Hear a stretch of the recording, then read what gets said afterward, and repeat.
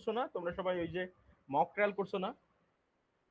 Sir ওই যে ডকে আসার জন্য যে ডাকে পিয়ন। হ্যাঁ হ্যাঁ হ্যাঁ হ্যাঁ, ডকে আসার জন্য যে হাজির হওয়ার জন্য যদি বলে, তো এই যে ডকে আসার জন্য যদি হাজির হওয়ার সময় ডাক দেওয়ার পরে প্রথম হিয়ারিং এর দিন, এটা মনে রাখবা, প্রথম হিয়ারিং এর দিন যদি পার্টিরা উপস্থিত না হয়, মনে করো প্লেনটিফ উপস্থিত নাই, তখন কি হবে? যদি ডিফেন্ডেন্ট উপস্থিত না থাকে তখন কি হবে? যদি দুইজন পার্টি উপস্থিত না থাকে তখন কি হবে? এইগুলো তোমার অর্ডার 9 এ আলোচনা করা আছে। ঠিক আছে, এখন আমরা একটু যাই অর্ডার 9 এর ভিতরে, তোমাদের স্ক্রিনটা একটু শেয়ার করি। তো তার মানে আমরা দেখব যে প্রথম হিয়ারিং এর দিনে যদি পার্টিরা অনুপস্থিত থাকে তাহলে সেটার ফলাফল এবং সেটার রেমেডি কি হবে সেটা এখান থেকে আমরা জানতে পারবো। আচ্ছা, সবার আগে আমরা দেখি আমাদের অর্ডার 9 এর এখানে হেডিং হচ্ছে appearance of parties and consequence of non appearance, মানে পার্টিদের উপস্থিতি এবং অনুপস্থিতির ফলাফল। আবার বলো, অ্যাপিয়ারেন্স অফ পার্টিস মানে কি? পার্টিদের উপস্থিতি। আর নন অ্যাপিয়ারেন্স মানে কি? অনুপস্থিতি। এবং কনসিকুয়েন্স মানে কি? তার ফলাফল। যদি আপনি না হাজির হন তাহলে আপনার সেটা ফলাফল কি হবে সেটা সম্পর্কে আলোচনা এখানে করা আছে। ওকে, এখন প্রথম যে অর্ডার, প্রথম যে রুল সেটা একটু কেউ একজন একটু পড়ে শোনান তো আমাকে। প্রথম রুলটা, someone please read it out.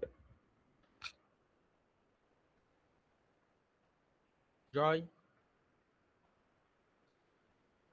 G sir. হুম।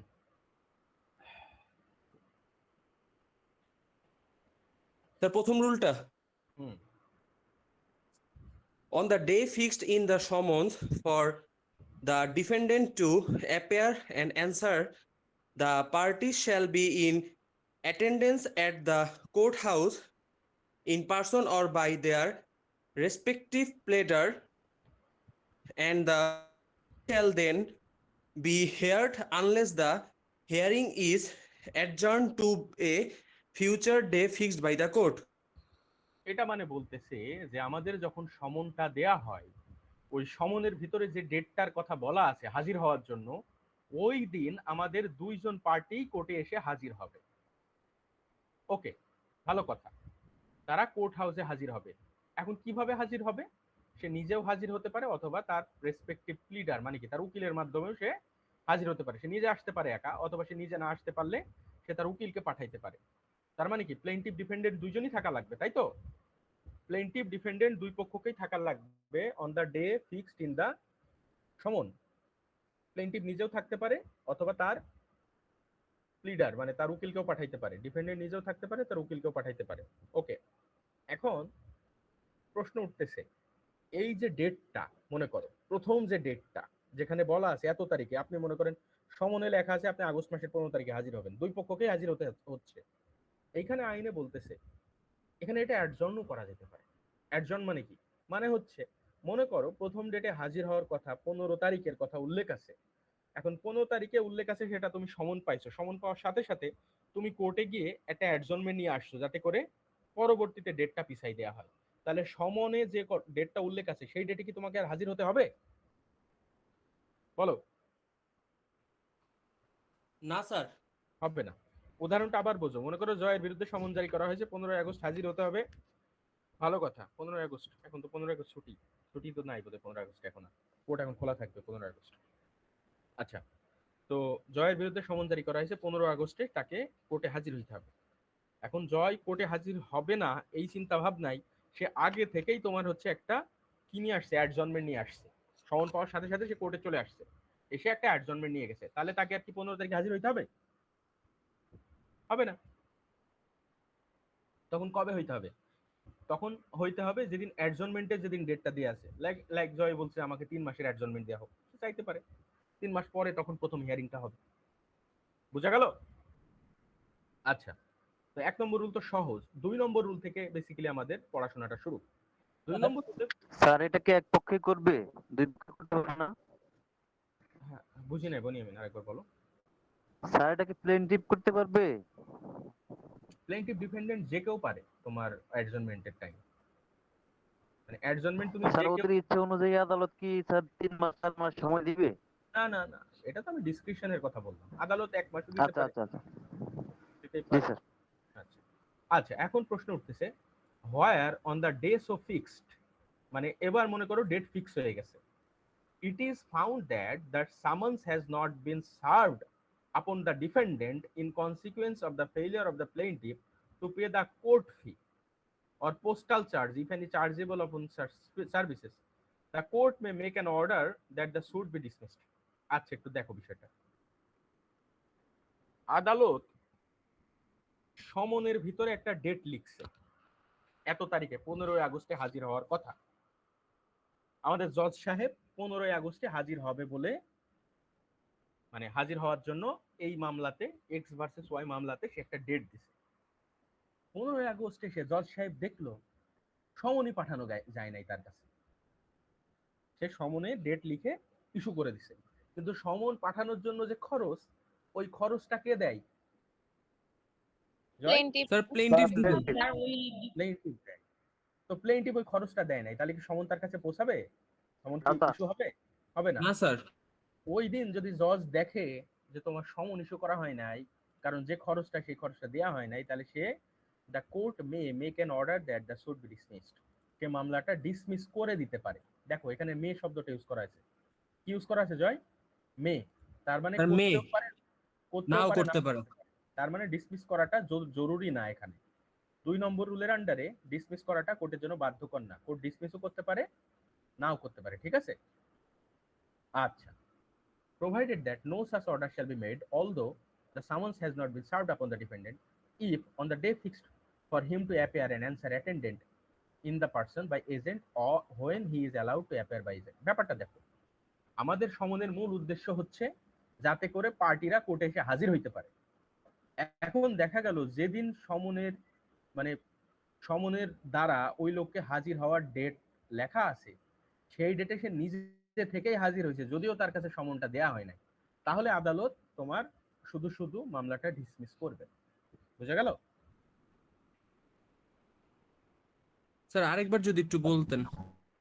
মানে আমরা কি জানি? আমরা জানি তোমার সমন ইস্যু করার ক্ষেত্রে আমরা দেখছিলাম যদি ডিফেন্ডেন্ট নিজে এসেই হাজির হয়ে যায় মামলা করার পর পর, তাহলে সমন ইস্যু করা হয় না। এটা দেখছি না আমরা জি স্যার। অর্ডার 5-এ দেখছি। এখন অর্ডার 9-এ বলতেছে যে সমন ইস্যু না করলে আমাদের একটা কনসিকুয়েন্স হইতে পারে, সেটা হচ্ছে মামলা ডিসমিস হয়ে যেতে পারে।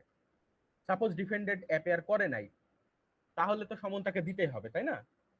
তো এখন যেখানে সমন দেয়া উচিত সেই ক্ষেত্রেও আদালত যদি সমন না দিতে পারে বিকজ পেমেন্টটা করা হয় নাই, তাহলে আদালত ডিসমিস করতে পারে। কিন্তু দেখা গেল যেদিন সমনটা তার কাছে, আই মিন সমনের কি বলে, সমনের উপর ভিত্তি করে তার যেদিন হাজির হওয়ার কথা, ওই দিন সে ঠিকই হাজির হয়ে গেছে, সমন দেওয়া হয় নাই, তারপরে সে হাজির হয়ে গেছে। তাহলে শুধু শুধু আদালত ডিসমিস করবে? মামলাটি ডিসমিস করে লাভ আছে? ডিসমিস করবে না। না স্যার। এই হলো পয়েন্ট। প্রথম পয়েন্টে হচ্ছে সমন দেওয়ার আগেই যদি সে হাজির হয়ে যায় তাহলে সমনই পাঠাবে না। আর দ্বিতীয় পয়েন্টে হচ্ছে তোমার সমন দেয়া উচিত ছিল কিন্তু দেয়া যায় নাই, তারপরেও সে তোমার যেদিন ফার্স্ট হিয়ারিং সে এসে হাজির হয়েছে, তাহলে তোমার এখানে শুধু শুধু মামলাটা ডিসমিস করবে। বোঝা গেল?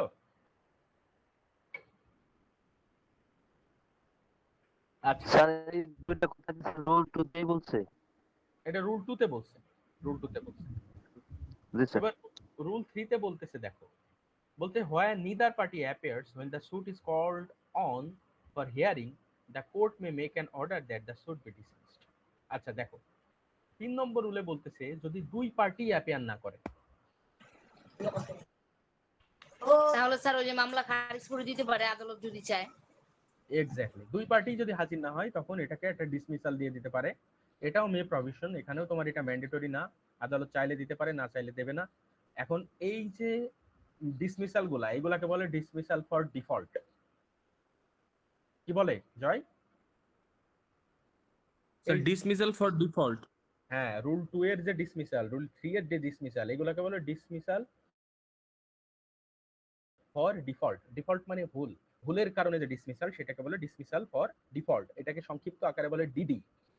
ডিডি, ঠিক আছে? DD, dismissal for default. কেন? কারণ হচ্ছে তোমার যে হাজির হওয়ার কথা ছিল, তোমার যে তদবির করার কথা ছিল, বাংলা এটাকে বলে তদবির করা, হাজির হওয়া মানে হচ্ছে তদবির করা। তো তদবিরের অভাবে যখন মামলা ডিসমিস হয় সেটাকে বলে তোমার ডিসমিসাল ফর ডিফল্ট। ঠিক আছে জয়? তো দুই পার্টি যদি তদবির না করে, হাজির না হয়, তাহলে তোমার এটা ডিডি হইতে পারে। আবার তোমার তোমার সমন জারি করার যে খরচ প্লেনটিপের সেটা সে দেওয়া উচিত ছিল, সে দেয় নাই, তখনই কি হতে পারে বলো তো? ডিডি হতে পারে। ওকে, আচ্ছা। এই জয়, বুঝতেছো? জি sir.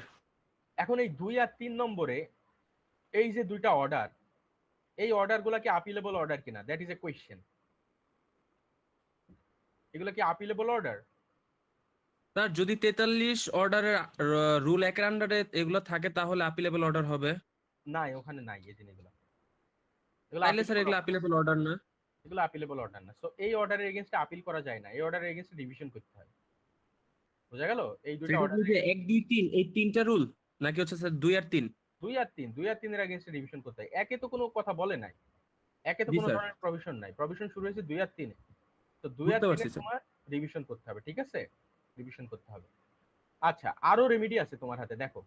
when a suit is dismissed under rule 2 or rule 3, দেখো 2 অথবা 3 এর আন্ডারে যদি তোমার ডিসমিসাল হয়, the plaintiff may bring a fresh suit, সে একটা নতুন মামলাও করতে পারে। কি করতে পারে?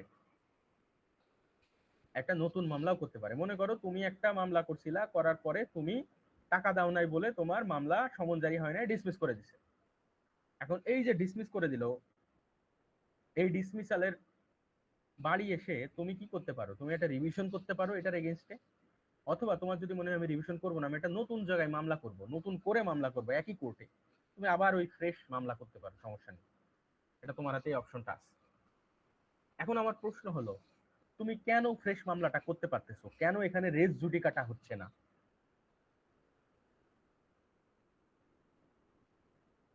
তোমাদের কি মনে হয়? কমন সেন্স অ্যাপ্লাই করো, কেন এখানে? স্যার,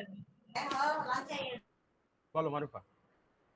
স্যার ইনি যে কোর্টে আসতে পারে না, এর জন্য নির্দিষ্ট কারণ দেখাইতে পারলে, বা কোর্ট ফি যে দিতে পারে না এটার জন্য যদি নির্দিষ্ট কারণ দেখাইতে পারে, তাহলে তো পরবর্তীতে সে একটা ফ্রেশ মামলা করতে পারে।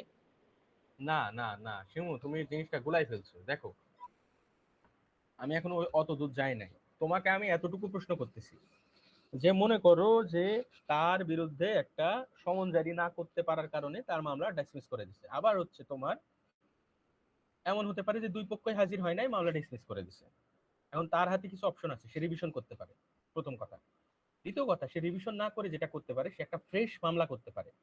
এখন আমার প্রশ্ন, সে ফ্রেশ মামলা যে করবে, এই করার সময় আদালত কেন তাকে বলবে না যে আপনি তো অলরেডি একটা বিষয় মামলা করছিলেন এই সেম বিষয়ে, আবার কেন মামলা করবেন, আপনার মামলা তো আমরা শুনবো না? এই কথা আদালত বলতে পারবে না। এর পিছনে কারণ হচ্ছে এটা কোনো রেস জুডিকাটা হয় না। রেস জুডিকাটা হইতে হলে যে শর্তটা লাগে সেই শর্তটা এখানে পূরণ হয় না। কারণ রেস জুডিকাটা তখনই হবে যখন একটা মামলা অলরেডি ডিটারমাইন করে ফেলছে, সব রাইট কি বলে ডিটারমাইন হয়ে গিয়ে মামলা একবারে অলরেডি কোর্ট থেকে কি বলে ফাইনাল জাজমেন্টের পরে, তখন যদি আবার নতুন করে তুমি মামলা করতে চাও তাহলে সেটা হবে রেস জুডিকাটা। এখানে একটা প্রাইমারি ইস্যুতে একটা মামলা তোমার ডিসমিস হয়েছে, খালি মামলার ভেতরে আমরা ঢুকেই নাই, মেরিটের ভিতরে ঢুকেই নাই, জাস্ট প্রাইমারি তোমার সামারি মামলাটা ডিসমিস হয়ে গেছে, এই জন্য তুমি তোমার হাতে আবার নতুন করে মামলা করার অধিকার আছে। বোঝা গেল? জি স্যার, বুঝতে পারছি। বোঝা গেল। এখন তুমি যেমন বললা যে স্যার আমি তো তাহলে আর একটা কাজ করতে পারি, তুমি যেটা বলতেছো না সেটার সাথে আরেকটা সম্পর্ক আছে, সেটা হলো এই যে দেখো, he may apply for an order to set aside the dismissal, and if he satisfies the court that there was sufficient for him not paying the court fees and postal charges or the non-appearance, as the case may be, the court shall make an order setting aside the dismissal order. দেখো তাহলে option দেখো, সে প্রথমত revision করতে পারে, দ্বিতীয় কথা সে তোমার নতুন মামলা করতে পারে, তৃতীয় কথা সে যেটা করতে পারে সেটা হলো ওই কোর্টে একটা আবেদন করতে পারে যে আমি কোর্ট ফি দিতে পারি নাই, আমার একটা সাফিসিয়েন্ট কজ ছিল বা যথেষ্ট কারণ ছিল, এই জন্য আমি দিতে পারি নাই, আপনি মামলার যে অর্ডারটা দিছেন মামলা ডিসমিসের, এই ডিসমিসের অর্ডারটাকে বাতিল করেন। এটার জন্য সে একটা অ্যাপ্লিকেশন দিতে পারে। অথবা সে এটার জন্য অ্যাপ্লিকেশন দিতে পারে যে আমি হাজির হইতে পারি নাই কারণ আমার সাফিসিয়েন্ট কারণ ছিল, আমি অসুস্থ ছিলাম, আমি আমি হসপিটালে ভর্তি ছিলাম, এই জন্য আসতে পারি নাই। অল দোজ রিজন সে যদি দেখায় তাহলে তার মামলাটা ডিসমিসের অর্ডার সে বাতিল করানোর জন্য আবেদন করতে পারে। তাহলে অপশন হচ্ছে তোমার তিনটা, একটা হচ্ছে রিভিশন করা, দুই হচ্ছে নতুন মামলা করা, তিন হচ্ছে তোমার ওই অর্ডারটাকে বাতিল করানো। বুঝা গেল? স্যার ওই যে ডিসমিসালের যে অর্ডারটা সেটাকে বাতিল করা। তো ডিসমিসের অর্ডার বাতিল হওয়া মানে কি মামলাটা আবার চলতে থাকবে, তাইলে পুনরায় তাহলে মামলাটা আবার চালু হইলো। চালু হইলো। বুঝা গেল? তাহলে অপশন হচ্ছে তোমার হাতে তিনটা। এখন পরীক্ষায় যদি প্রশ্ন আসে তুমি আপিল করতে পারবা কিনা, না তুমি আপিল করতে পারবা না, এই অর্ডারের এগেইনস্টে আপিল চলে না, রিভিশন চলে। এই অর্ডারের এগেইনস্টে যেটা চলে সেটা হলো নতুন মামলা চলে। তবে এখন আমার একটা প্রশ্ন আছে, এই নতুন মামলা করার ক্ষেত্রে তোমাকে অবশ্যই লিমিটেশন এক মাথায় রাখতে হবে। লিমিটেশন পিরিয়ড যদি পার হয়ে যায় তাহলে নতুন মামলা করতে পারবা না তুমি, ঠিক আছে? Subject to the law of limitation এই কথাটা যখন বলে দিছে তার মানে তুমি লিমিটেশন অ্যাক্টকে ওভাররাইড করতে পারবা না। তো তোমার যদি নতুন মামলা করার লিমিটেশন না থাকে, টাইম শেষ হয়ে যায়, তাহলে আর নতুন মামলা করার সুযোগ নাই। তখন তুমি অন্য যে অপশন আছে সেই অপশনগুলো নিতে পারো। বুঝছো? এই জয়, বুঝছো? জি স্যার, বুঝতে পারছি। ঠিক আছে, তোমাদের একজন মেম্বার আসছে। আচ্ছা স্যার এত লেট হয়ে গেছে, আমার খেয়ালই ছিল না যে 9টা বাজে গেছে। আচ্ছা, এই অডিও রেকর্ড আছে, ও নিয়ে নিও ওনার কাছ থেকে। আচ্ছা তারপরে শোনো, তারপরে হচ্ছে আমরা যাব অর্ডার 9 এর রুল 2, 3, 4 এই চারটা পড়ছো না? এই তিনটা পড়ছি আমরা না? আচ্ছা এবার আমরা একটু 5 দেখি। হ্যাঁ 5 দেখি। হ্যাঁ জয়, 5 নম্বরটা দেখি। আচ্ছা জি স্যার। এখানে বলতেছে এটাও কিন্তু ডিসমিসাল। স্যার নতুন মামলাটাকে 1 মাসের মধ্যে করতে হবে এক্ষেত্রে লিমিটেশন পিরিয়ড? এখানে কি 1 মাসের কথা বলা আছে? এখানে বলা আছে যে লিমিটেশন পিরিয়ডের ভিতরে করতে হবে। এখন তোমার হাতে যদি 1 বছর থাকে বা 2 বছর থাকে, তুমি 2 বছরের মধ্যে করবা। আচ্ছা মানে নির্দিষ্ট নাই। নির্দিষ্ট নাই তো কোনো, এখানে বলছে লিমিটেশন পিরিয়ডের ভেতরে করতে হবে। তাহলে আমি তোমাকে একটা উদাহরণ দিই। মনে করো 12 বছরের অনেক লিমিটেশন পিরিয়ড থাকে অনেক মামলাতে। যেমন করো জমি ফেরত পাওয়ার যে মামলা, এটা 12 বছরের লিমিটেশন পিরিয়ড। তো মনে করো আজকে তোমার জমি কেউ কেড়ে নিয়ে গেছে, তুমি কাল আজকেই মামলা করে বসে আছো। তাহলে তুমি যদি আজকেই মামলা করো, সমন টমন দিতে দেখা গেল কিছুদিন টাইম লাগছে, তো হিয়ারিং করার কথা 6 মাস পরে, মনে করো এরকম ডেট। তো তোমার হাতে অলমোস্ট কত বছর, প্রায় 11 বছর 6 মাস আছে, তাই না? তো তুমি 11 বছর 6 মাসের মধ্যে তুমি করতে পারবা নতুন মামলা আবার। এই বুঝছো শিমু? জি স্যার বুঝতে পারছি। আচ্ছা এটা দেখো, dismissal of suit where plaintiff after summons return unserved fails for 1 month to apply for fresh summon। আচ্ছা অনেক সময় দেখা যায়, দেখো এই জিনিসটা দেখো, হোয়ার যেখানে after someone's has been issued to the dependent, যেখানে ডিপেন্ডেন্টের কাছে একটা সমন ইস্যু করা হয়ে গেছে, অ্যান্ড রিটার্ন আনসার্ভড। আনসার্ভড মানে বুঝো? রিটার্ন আনসার্ভড মানে হচ্ছে তাকে সমন জারি করা পসিবল হয় নাই, ব্যর্থ হওয়া। ব্যর্থ হওয়া। তো সমন জারি করতে ব্যর্থ হয়েছে, দ্য প্লেন্টিফ ফেইলস। দেখো the plaintiff fails for a period of 1 month from the date of return made to the court by the officer ordinarily certifying the court returning made by the serving officer to apply for the issue of a fresh summon। দেখো ব্যাপারটা তাহলে, মনে করো একটা সমন issue করা হলো, issue করার পরে আমাদের যে সার্ভিং অফিসার তিনি রিপোর্ট করলেন যে সমন দেওয়া পসিবল হয় নাই, আনসার্ভড হয়ে ফেরত আসছে। এখন প্লেন্টিফের দায়িত্ব হবে সে 1 মাসের মধ্যে, যেদিন এই রিপোর্টটা দেবে 1 মাসের মধ্যে তোমার হচ্ছে একটা অ্যাপ্লিকেশন দেবে যাতে করে নতুন করে আবার সমনটাকে দেয়া হয়। এটাকে বলে দোবারা সমন। কি বলে এটাকে? দোবারা সমন। সো দোবারা যাতে তাকে সমন দেয়া যায় এই জন্য সে আবার একটা অ্যাপ্লিকেশন দেবে। এখন এই অ্যাপ্লিকেশনটা সে যদি না দেয়, দেখো এই অ্যাপ্লিকেশনটা যদি আমাদের প্লেন্টিফ না দেয়, the court shall make an order that the suit be dismissed as against such defendant। আচ্ছা তখন কোর্ট একটা অর্ডার দেবে যে এটাকে শ্যাল প্রভিশন, এটা কিন্তু মে প্রভিশন না, এটা শ্যাল প্রভিশন। কোর্ট কি বলবে? এই কি বলবে? এই মামলা ডিসমিস করে দাও।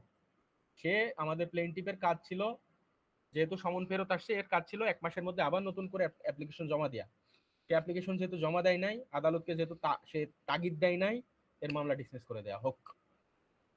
ওকে ওকে আচ্ছা, তবে হ্যাঁ, তবে প্লেন্টিফের হাতে এখানে কয়েকটা সে গ্রাউন্ড দেখাইছে, এই গ্রাউন্ডগুলো যদি প্লেন্টিফ দেখাইতে পারে তাহলে ডিসমিস করবে না। দেখো the plaintiff has within the period is satisfied the court that he has failed after using his best endeavor to discover the residence of the defendant who has not been served.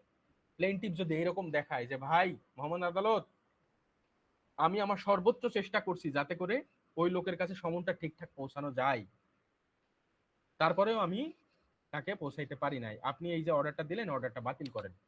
আদালত চাইলে বাতিল করতে পারে। তারপরে দেখো, such defendant is avoiding service of process।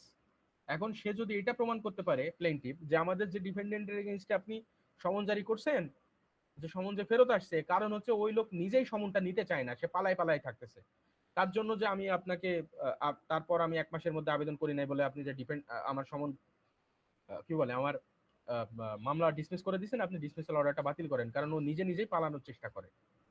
আচ্ছা, তারপরে হচ্ছে there is any other sufficient cause. সে যদি আরো কোনো সাফিসিয়েন্ট কজ কোর্টকে দেখাইতে পারে, কোর্ট তখন তাকে তার যে অর্ডারটা ছিল ওই অর্ডারটাকে বাতিল করতে পারে। আচ্ছা, এর বাইরে আমাদের প্লেনটিপের হাতে যে অপশনটা আছে সেটা হচ্ছে in such case the plaintiff may bring a fresh suit. দেখো, যদি এমন হয় যে তোমার আমাদের প্লেনটিপের মামলাটা ডিসমিস হয়ে গেছে, তাহলে সেটার এগেইনস্টে তোমার কি করতে পারে বলো তো, একটা নতুন মামলা করতে পারে লিমিটেশন পিরিয়ডের সাবজেক্ট টু লিমিটেশন পিরিয়ড। তাহলে এটা একটু আমরা সংক্ষেপে আলোচনা করি। সংক্ষেপে হচ্ছে বিষয়টা এরকম যে যখন আমাদের সমন জারি করার কথা, সমন আমাদের জারিকারক যাওয়ার পরে সে জারি না করে ফেরত আসছে। এখন ফেরত আসার পরে আমাদের প্লেনটিপের দায়িত্ব হবে যে সাথে সাথে তোমার কি করবে বলো তো, সে 1 মাসের মধ্যে একটা অ্যাপ্লিকেশন দেবে যাতে করে দুবারা তার কাছে সমন পাঠানো যায়। এখন এই কাজটা যদি আমাদের প্লেনটিপ না করে, তাহলে আমাদের আদালত যেটা করবে সেটা হলো তার মামলাটা ডিসমিস করে দেবে। ওকে, ডিসমিস করে দিল, করে দেওয়ার পরে আমাদের প্লেনটিপের হাতে এখন আর দুইটা সে অপশন হাতে নিতে পারে। সে নতুন মামলা করতে পারে, প্রথম কথা। দ্বিতীয় কথা, এটা কোনো অ্যাপিলেবল অর্ডার না, সে রিভিশন করতে পারে, রিভিশন করতে পারে যেহেতু অ্যাপিলেবল অর্ডার না। এর বাইরে সে যেটা করতে পারে, আদালতকে এটা প্রমাণ করতে পারে যে আমি সর্বোচ্চ চেষ্টা করছিলাম পাঠানোর জন্য, 1, অথবা ডিফেন্ডেন্ট নিজেই এখানে পালায় পালায় থাকতেছিল, অথবা 3 হচ্ছে আমার সাফিসিয়েন্ট কারণ ছিল যে আমি 1 মাসের মধ্যে কেন আবেদনটা করতে পারি না। বুঝছো এবার? জি স্যার, বুঝতে পারছি। এই বাকিটা বুঝছো? জি স্যার।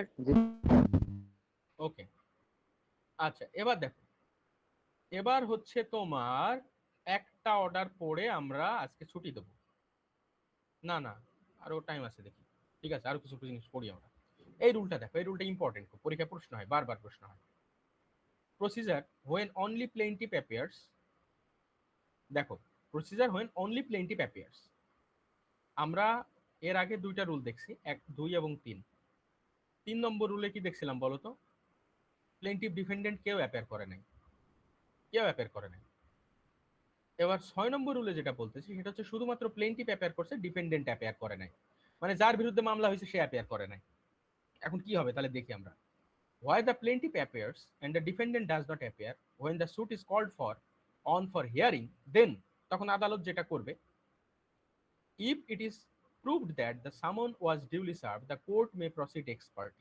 দেখো, প্রথম কথা, যদি এমন হয় যে প্লেনটিফ অ্যাপিয়ার করছে, ডিফেন্ডেন্ট অ্যাপিয়ার করে নাই, এবং আদালতের কাছে এটা প্রমাণ করছে আমাদের প্লেনটিফ যে তাকে সঠিকভাবে সমন পাঠানোর পরেও সে অ্যাপিয়ার করে নাই, তখন আদালত যেটা করতে পারে সেটা হচ্ছে তোমার এক্স পার্টি হিয়ারিং করতে পারে। কি করতে পারে? X party hearing. X party hearing মানে কি? মানে ডিফেন্ডেন্টের উপস্থিতি ছাড়াই হিয়ারিং হইতে পারে। বোঝা গেল? প্রথম অপশন এটা কিন্তু মে কোর্ট যে হিয়ারিং করবে এমন কোনো শর্ত নাই, এটা মে প্রভিশন। তারপরে হচ্ছে দেখো স্যার, এটা রুল 6। রুল 6, এই যে রুল 6, তো রুল 6 এ যেটা বলতেছে প্লেনটিফ অ্যাপিয়ার করছে, ডিফেন্ডেন্ট অ্যাপিয়ার করে না, এই জন্য আদালতে যদি প্রমাণ করা যায় যে তোমার সমন ঠিকঠাক পাঠানো হয়েছে, তাহলে আদালত এক্স পার্টি হিয়ারিং করতে পারে। বি নাম্বার বলতেছে যদি if it is not prove that the সামন ওয়াজ ডিউলি সার্ভড, যদি আমাদের প্লেনটিফ এটা প্রমাণ না করতে পারে যে সমন ঠিকঠাক দেয়া হয়েছে তাকে, মানে আদালতের কাছে প্রমাণ করা যায় নাই যে সমন ঠিকঠাক দেয়া হয়েছে, তখন আদালত কি করবে? আদালত তাকে আরেকটা সমন পাঠাবে। দেখো, the court shall direct a second summon to be issued and served on the defendant। তাহলে প্রথম অপশন যদি সমন ঠিকঠাক পাঠানো হয় তাহলে আদালত এক্স পার্টি হিয়ারিং করতে পারে। যদি সমন ঠিকঠাক পাঠানো হয়েছে এটা প্রমাণ না করা যায়, তাহলে আদালত তাকে আবার পুনরায় সমন পাঠানোর জন্য আদেশ দেবে। 3 নম্বর হচ্ছে when summon served but not in due time, মানে সমন তাকে পাঠানো হয়েছে কিন্তু মনে করো আদালতে যে সময়টা তার পাওয়া উচিত মামলা রেডি করার জন্য সেই সময়টা সে পায় নাই। সাপোজ মনে করো সমন ইস্যু করার পরে সমনটা পৌঁছাইতে পৌঁছাইতে লেট হয়ে গেছে। সাপোজ 15 আগস্ট তার হাজিরা হওয়ার কথা, সমনে লেখা আছে আপনি 15 আগস্ট হাজির হবেন, তার কাছে সমনই পৌঁছাইছে মনে করো 14 আগস্ট। তো একদিনের মাথায় তাকে হাজির হইতে হয়েছে কোর্টে। তখন আদালত যেটা করতে পারে তাকে এক্সট্রা কিছু টাইম ধরে দিতে পারে, এবং সেই টাইমটা সর্বোচ্চ 21 দিন পর্যন্ত। ঠিক আছে, কতদিন পর্যন্ত? 21 দিন পর্যন্ত। বুঝা গেল? The court shall sir postpone hearing. হ্যাঁ, এই যে দেখো কতদিন। হ্যালো, 21 দিন স্যার। 21 দিন।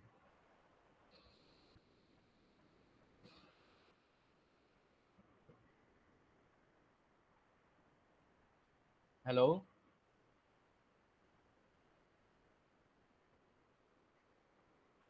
জি হ্যাঁ স্যার শোনা শুনতে যায়? পাচ্ছি। শোনা যায়? আচ্ছা, তার মানে তাহলে কি দাঁড়ালো? প্রথম কথা, যদি এমন হয় প্লেন্টিফ হাজির হয়েছে, ডিপেন্ডেন্ট হাজির হয় না। এখন ডিপেন্ডেন্ট হাজির হওয়ার অনেকগুলো, না হওয়ার অনেক কারণ থাকতে পারে। প্রথম কথা, ডিপেন্ডেন্টের কাছে সমন পৌঁছায় না, এই জন্য সে হাজির হয় না, এমন একটা সিচুয়েশন।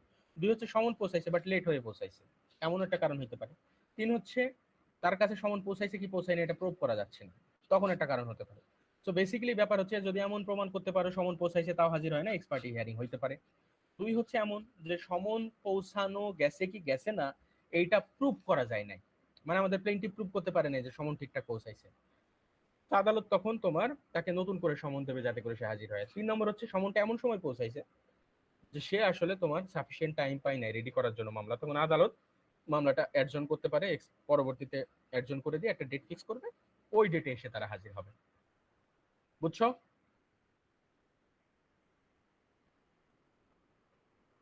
এই বুঝছো? জি স্যার বুঝতে পারছি। বুঝছো। ওকে, এখন যদি এরকম হয় এটার বিরুদ্ধে রেমিডিটা আসলে কি, রেমিডিটা আমরা একটু দেখি। দেখো,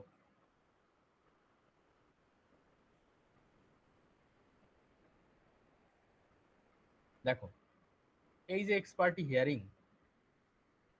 এই যে 6 নম্বর রুলের আন্ডার এক্সপার্টি হিয়ারিংটা হলো, মনে করো এক্সপার্টি হিয়ারিং হওয়ার পরে একটা ডিক্রি দেয়া হলো। কি দেয়া হলো? Sir decree. মানে জিনিসটা একটু বোঝো। ব্যাপারটা হচ্ছে মনে করো তোমার বিরুদ্ধে সমন দেওয়া হয়েছে, তুমি হাজির হও নাই, এই জন্য আদালত কি করছে, মামলা চালায় গেছে, তোমাকে ছাড়াই চালায় গেছে, এবং তোমাকে ছাড়াই চালায় গিয়ে গিয়ে গিয়ে গিয়ে তোমার তোমার বিরুদ্ধে একটা ডিক্রি দিছে। তোমার বিরুদ্ধে যে ডিক্রি দিছে এটা কিন্তু এমন না যে তোমার হচ্ছে ওই তুমি হাজির হও নাই বলেই যে তোমার বিরুদ্ধে ডিক্রি দিতে হবে, জিনিসটা এমন না। তুমি হাজির হও নাই, এই জন্য তোমার উপস্থিতি ছাড়া বিচার হবে, এটাকেই বলে এক্সপার্টি হিয়ারিং। তো বিষয়টা এরকম, তুমি যেহেতু হাজির হও নাই তোমার উপস্থিতি ছাড়াই বিচার চলবে, এবং বিচার চলার পর যদি এমন হয় যে তোমার বিরুদ্ধে কোনো ডিক্রি দেওয়া হয়েছে তাহলে তোমার একটা রেমিডি আছে, নিশ্চয়ই রেমিডি আছে। এখন ডিক্রির বিরুদ্ধে কি করা যায় জয়? স্যার আপিল করা যায়। আপিল করা যায়, তো তুমি আপিল করতে পারবা, প্রথম কথা। দ্বিতীয় কথা, তুমি যেটা করতে পারো সেটা হচ্ছে ওই ডিক্রির অর্ডারটাকে বাতিল করার জন্য একটা আবেদন দিতে পারো। In any case in which a decree is passed in x party against A dependent, একজন ডিপেন্ডেন্টের এগেইনস্টে যদি একটা ডিক্রি পাস করা হয় এক্স পার্টি মানে সে তার অনুপস্থিতিতে, he may apply to the court by which the decree was passed for an order to set it aside, সে আদালতেই, যে আদালত তাকে ডিক্রি দিছিল ওই আদালতে একটা আবেদন করবে যাতে করে এটা বাতিল করে দেওয়া হয়।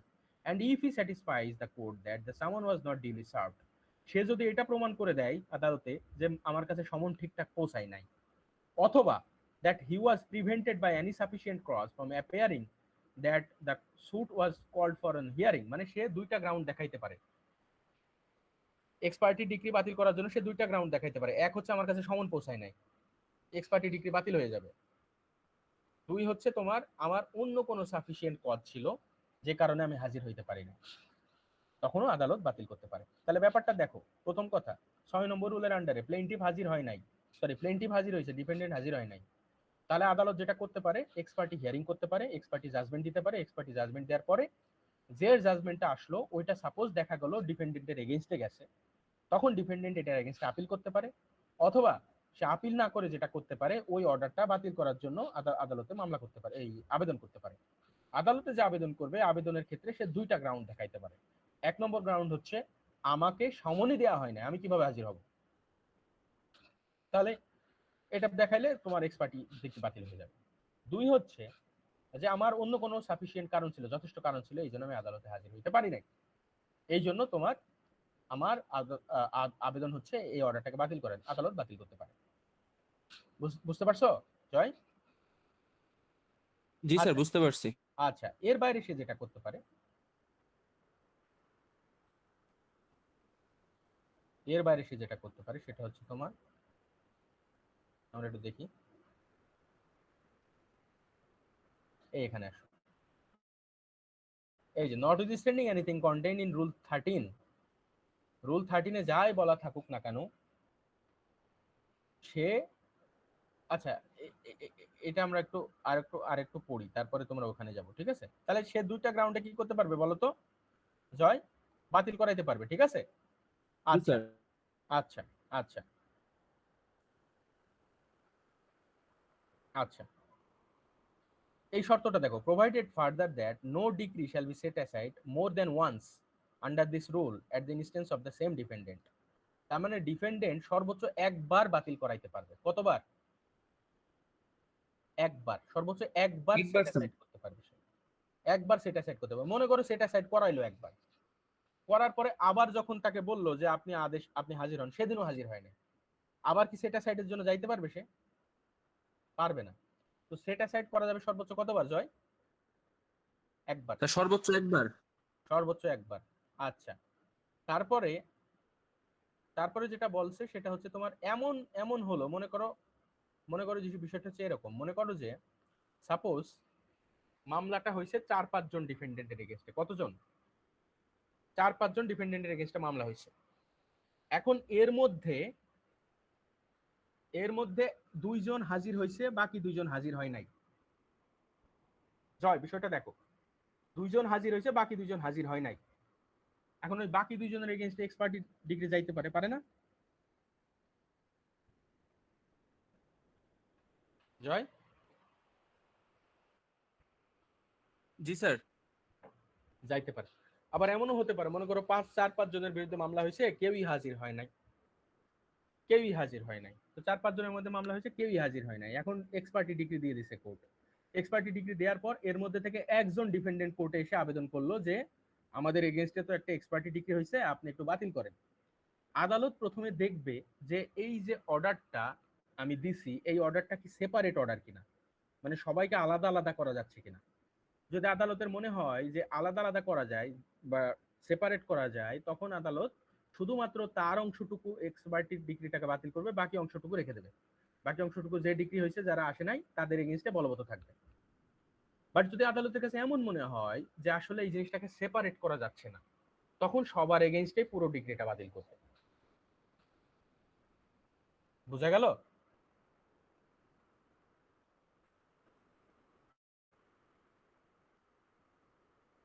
নাকি বোঝো নাই?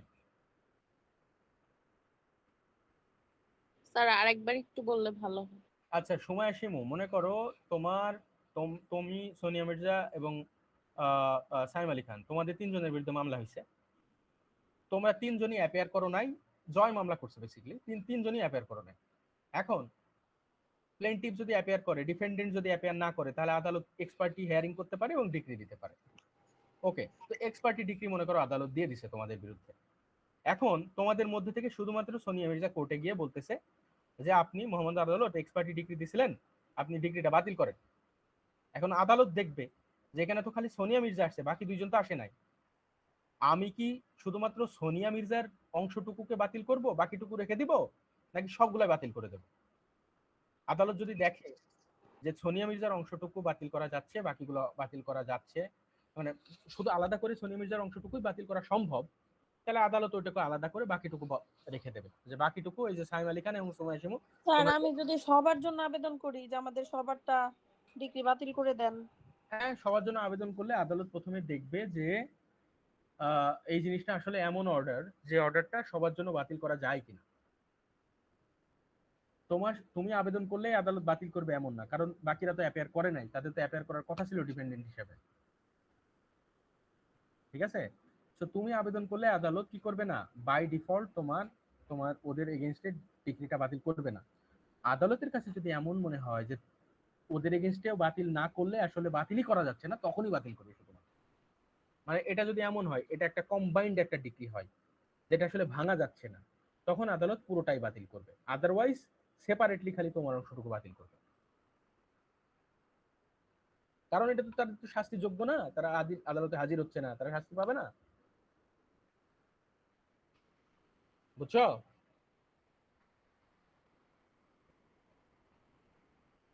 জি স্যার, বুঝতে পারছি। বুঝছো? আচ্ছা, এর বাইরে তোমরা আরো কি করতে পারো দেখো তো। তোমরা আরো যেটা করতে পারো সেটা হচ্ছে ডিরেক্টলি সেট অ্যাসাইড করাইতে পারো without requiring the defendant to adduce evidence to satisfy about the sufficient cause as required under 13। এই যে 13 আন্ডারে আমরা যে দেখাইছিলাম যে 13 আন্ডারে তোমার হাতে দুইটা গ্রাউন্ড, একটা হচ্ছে সমন পৌঁছায় নাই অথবা তোমার সাফিসিয়েন্ট কজ আছে হাজির না হওয়ার। এখন এই যে সাফিসিয়েন্ট কজ আছে হাজির না হওয়ার এই কথা বললে তোমাকে অবশ্যই এভিডেন্স দেওয়া লাগবে যে কি সাফিসিয়েন্ট কজ ছিল তোমার, দেখানো লাগবে না? নিশ্চয়ই দেখানো লাগবে।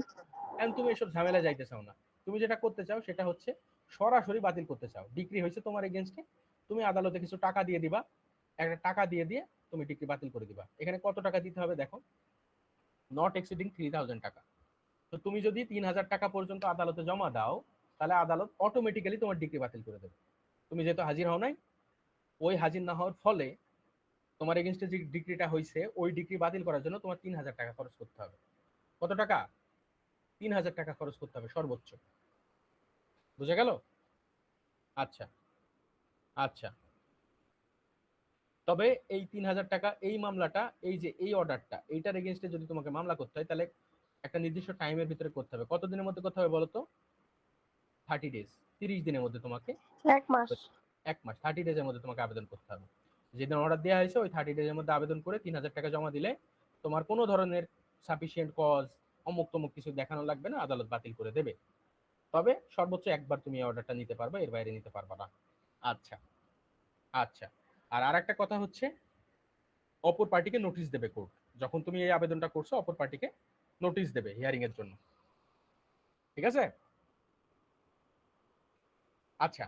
তো এখন 13 রে তো দেখলা, 13 রে তো সহজ, যে তুমি টাকা দিলা 3000 টাকা, তোমার এগেইনস্ট অর্ডার দিছে, অর্ডার বাতিল করে দেবে সোজা। এখন 13 এর আগে আমরা দেখছিলাম 13 রুল, তাই না? 13 আগে 13 রুল 13তে যেটা বলছিল সেটা হচ্ছে তুমি দুই গ্রাউন্ডে সেটা সেট করাইতে পারো। একটা গ্রাউন্ড হচ্ছে তোমার কাছে সমন পৌঁছায় নাই, আর একটা গ্রাউন্ড হচ্ছে তুমি সাফিসিয়েন্ট কজ ছিল হাজির না হওয়ার জন্য। এখন এইখানে বলো তো কতদিনের মধ্যে তোমাকে করতে হবে এই আবেদনটা? জয়, কতদিনের মধ্যে করতে হবে বলো তো? স্যার ওইটাও কি 30 দিনই হবে তাহলে? এটাও 30 দিন, এটাও লিমিটেশন একটা 163 নম্বর রুলে বলা আছে, 163 নম্বর আর্টিকেলে বলা আছে 30 দিন। তারপরে তোমার আমাদের এই যে 2 এবং 3-এর আবেদনটা মনে করে দেখো, 2 এবং 3-এ আমরা দেখছিলাম না বাতিল করতে পারে তোমার সাফিসিয়েন্ট কজ, এই যে 4 নম্বর রুলের আন্ডারে যে আবেদনটা, এটাও তোমাকে 30 দিনের মধ্যে করতে হবে। কত দিনের মধ্যে জয়? স্যার 30 30 দিনের দিন। মধ্যে। হ্যাঁ, 163 নম্বর তোমার হচ্ছে আমাদের আর্টিকেল নাম্বার 163। বুঝে গেল? আর 13 রে যেটা সেটা হচ্ছে 64 নাম্বার। আচ্ছা, তোমরা একটু 13টি কি আর্টিকেল 64? 164, 164। আর 4 যেটা ওটা 163। আর 13 যেটা বা 9, 9 আজকে পড়বো না, ঠিক আছে? এইটুকুই পড়ি আমরা আপাতত, কালকে পড়বো না। স্যার 164 নাম্বার আর্টিকেলটা হচ্ছে 13 এর জন্য, এবং 163 নাম্বার আর্টিকেলটা হচ্ছে 4 নাম্বার রুলের জন্য। 4 নম্বর রুলের জন্য, হ্যাঁ 4 নম্বর রুলের জন্য। তো তোমরা একটু আর্টিকেল গুলো দেখো লিমিটেশন অ্যাক্টের, দেখলে বুঝতে পারবা কোনটা কোন রুলের জন্য কানেক্টেড। আমি যদিও নোট বানানোর সময় দিয়ে দেবো, তো দেখলে বুঝতে পারবা। তো সেটা সাইড করার পদ্ধতি হচ্ছে দুইটা, একটা হচ্ছে 13 আন্ডারে তুমি দেখাইতে পারো তোমার কাছে সমন পৌঁছায় নাই অথবা তোমার সাফিসিয়েন্ট কজ ছিল। তো এখন সমন পৌঁছায় নাই বা সাফিসিয়েন্ট কজ ছিল, যেটা হোক না কেন, যদি দেখাইতে হয় তাহলে তোমাকে প্রমাণ করতে হবে যে তোমার কাছে সমন পৌঁছায় নাই বা সাফিসিয়েন্ট কজ ছিল। এটা তুমি সর্বোচ্চ একবার নিতে পারবা, এর বাইরে নিতে পারবা না। 2 হচ্ছে তোমাকে লিমিটেশন পিরিয়ড আছে তোমার, এখানে 30 দিনের মধ্যে আবেদনটা করতে হবে। 3 হচ্ছে যদি এমন হয় যে তোমার আদালতে কাছে মনে হচ্ছে যে আসলে একজনের বিরুদ্ধে এখানে সেট অ্যাসাইড করা সম্ভব না, তাহলে সবার বিরুদ্ধে এখানে সেট অ্যাসাইড করে দেবে। আর 13 এতে যেটা বলতেছে সেটা হচ্ছে তুমি সরাসরি বাতিল করাইতে পারো, এখানে 3000 টাকা জমা দিলে আদালত বাতিল করে দেবে। আর তৃতীয় কথা, এখানেও তুমি একবারের বেশি নিতে পারবে না। চতুর্থ কথা, তুমি সর্বোচ্চ একবার নিতে পারবা এবং আবেদনটা করতে হবে 30 দিনের মধ্যে উইথ অ্যাফিডেভিট। দেখো এখানে আবার অ্যাফিডেভিট দিতে হবে, এই জিনিসটা আবার একটু দেখি। এখানে কিন্তু আবার অ্যাফিডেভিট দিতে হবে, 13তে অ্যাফিডেভিট দিতে হবে, ওই 13তে কিন্তু অ্যাফিডেভিট লাগবে না, এখানে একটা অ্যাফিডেভিট দিতে হবে। ঠিক আছে, সো এইসব পার্থক্যগুলো আমি নোট করে দেবো, তোমরা দেখে নাও।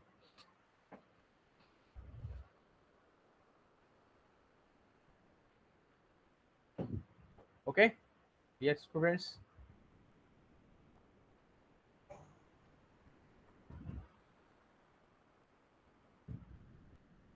জি স্যার, বুঝতে পারছি। ঠিক আছে, সো এতটুকুই আজকের মতো, আমরা নেক্সট ক্লাসে পড়বো।